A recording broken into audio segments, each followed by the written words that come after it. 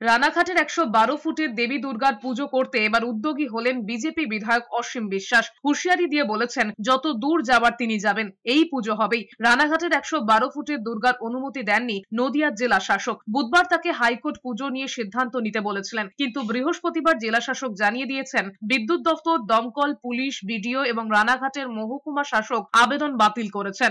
এর আগে মুখ্যমন্ত্রীও এই পুজোর নিরাপত্তার প্রশ্ন তুলেছিলেন। এসবের মধ্যেই শনিবার রানাঘাটের কামালপুর এলাকায় গিয়েছিলেন স্থানীয় বিজেপি বিধায়ক অসীম বিশ্বাস। তিনি বলেছেন, বৈশাখ মাস থেকে এলাকার চাষের কাজে যুক্ত মানুষজন কাজ বন্ধ করে পুজো উদ্যোগ নিয়েছেন। কোন রকম স্পন্সর ছাড়াই নিজেরা অক্লান্ত পরিশ্রম করে 60 থেকে 70 লাখ টাকা তুলেছেন, কিন্তু হঠাৎ করেই প্রশাসনের তরফে পুজো বাতিল করার কথা জানিয়েছে বিজেপি বিধায়কের দাবি, এজন্য কোনো নোটিশও দেওয়া হয়নি। অসীম বিশ্বাস হুঁশিয়ারি দিয়ে বলেছেন, এই পুজো বন্ধ করা যাবে না, প্রয়োজনে তিনি এখানে থাকবেন। 60 থেকে 70 লক্ষ টাকা ইতিমধ্যে খরচা হয়েছে।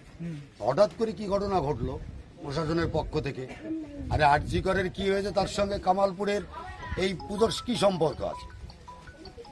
সম্পূর্ণ তার প্রশাসনিক ব্যাপার, তার অ্যাডমিনিস্ট্রেশন পুরো ফেইলার, সে তার ম্যাটার। এর কোনো অর্ডার নেই, ও পুজো বন্ধ করা যাবে না। ডিএম কোনো অর্ডার দেয়নি। এখানে এসে এক একজন বড় বড় আধিকারিকরা ঘুরে যাচ্ছে।